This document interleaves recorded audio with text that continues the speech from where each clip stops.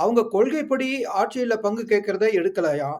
ஆனா, ஆட்சியில பங்கு கேட்க மாட்டாங்களாம். அதே சமயத்துல அதிகாரத்துல பங்கு கேட்பாங்களாம். சோ ஆட்சியில கேட்கிறதுக்கும், அதிகாரத்துல கேட்கிறதுக்கும் என்ன சார் வித்தியாசம்? அவர் என்ன எதிர்பார்க்கிறாரு? சீட்டு. வேற என்ன எதிர்பார்ப்பாரு? ஓ! அதாவது ஆட்சி வேற, அதிகாரம் வேற அப்படின்னா எனக்கு புரியல. முதல்ல ஒரு விஷயம் புரிஞ்சுக்கணும். ஆட்சி அப்படின்னா மந்திரி சபை. இதுதான் வந்து ஆட்சி செய்வது.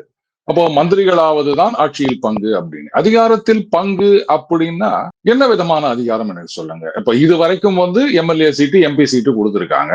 அப்ப அதிகாரத்துல பங்கு கொடுத்துட்டாங்க அப்படின்னு தானே அர்த்தம். அதுக்கு மேல நம்ம எதுவும் கேட்க கூடாது இல்லையா? ஆனா வெறும் ஒரு எம்எல்ஏ எம்பியாக மட்டும் இருந்து அந்த அதிகாரம் கிடைக்குமா?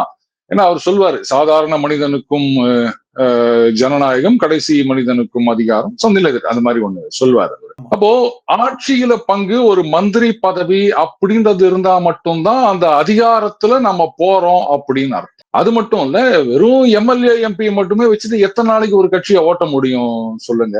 அண்ட் எம்எல்ஏவா இருந்து நீங்க என்ன பெருசா சாதிக்க முடியும்? மந்திரியா சாதிக்கிறத விட எம்எல்ஏவா இருந்து பெருசா ஒன்றும் சாதிக்க முடியாது. ஆளுங்கட்சி எம்எல்ஏவா இருந்தாலும் பரவாயில்ல.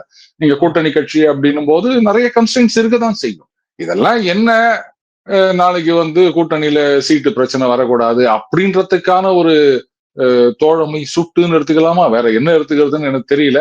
ஆனால் அந்த அதிகாரம், ஜனநாயகம் அப்படின்ற கொள்கையெல்லாம் ஒதுக்கி வச்சுட்டு கடைசியா என்ன சொல்லுவாங்க? அது இப்ப உலக நாயகன் சொன்ன மாதிரிதான் பாஜக வந்துரும். அதுக்காக வந்து நான் அங்க போய் சேர்ந்தேன்னு வெக்கம் இல்லாம ஒண்ணு ஓலகிட்டு போனார் இல்லையா அவரு? அந்த மாதிரி எல்லாரும் இது சொல்லிடுவாங்க. நாம வந்து இப்ப ஆட்சியில் பங்குன்னு கேட்டோம்னா அதுக்கப்புறம் பாஜக உள்ள வந்துரும். இதை சொல்லி அதாவது திமுக சொல்றாங்களோ இல்லையோ கூட்டணி கட்சிகள் இதை கையில் எடுத்துக்கினாங்க. பாஜக வந்துரும், அதுக்காக நாங்க தியாகம் பண்றோம்